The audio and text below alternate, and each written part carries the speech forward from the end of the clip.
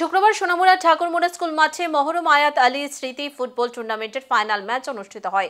গত 26শে আগস্ট শুরু হওয়া প্রতিযোগিতার ফাইনালে মুখোমুখি হয় বলারঠেপা প্লে সেন্টার এবং শাহাপুর প্লে সেন্টার। মাঠে ছিল বিপুল জনসমাগম ও উৎসাহ।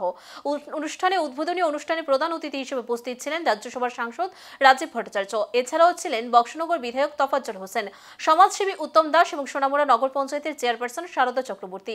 সাংসদ বলেন, প্রধানমন্ত্রী নরেন্দ্র মোদীর নেতৃত্বে বিকশিত ভারতের পথে দেশ এগুচ্ছে। খেলাধুলার উন্নয়নে রাজ্য কেন্দ্র সরকার একযোগে কাজ করছে। শেষ পর্যন্ত 2-0 গোলে বল্লারঠেপা প্লে সেন্টার ফাইনালে বিজয়ী হয়। রাজ্যের মাননীয় মুখ্যমন্ত্রী, আমাদের রাজ্যের সরকার, আমাদের এই রাজ্যেও পরিকাঠামো উন্নয়ন, খেলোয়াড়দের উন্নয়নের জন্য আমাদের সরকার বদ্ধপরিকর।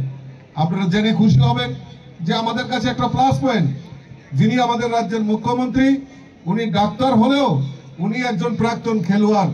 উনিও ব্যাডমিন্টন অ্যাথলেটিক্সে উনি ন্যাশনাল টিমে উনি ত্রিপুরাকে রিপ্রেজেন্ট করেছেন।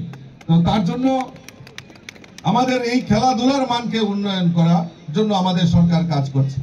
গত কিছুদিন 29শে আগস্ট আমরা জাতীয় খেল দিবস আমরা উদযাপন করেছি। এই ত্রিপুরা রাজ্যেও খেলোয়াড়দেরকে উৎসাহিত করার জন্য তাদেরকে পুরস্কার দেওয়া, তাদেরকে আর্থিকভাবে সহায়তা করা।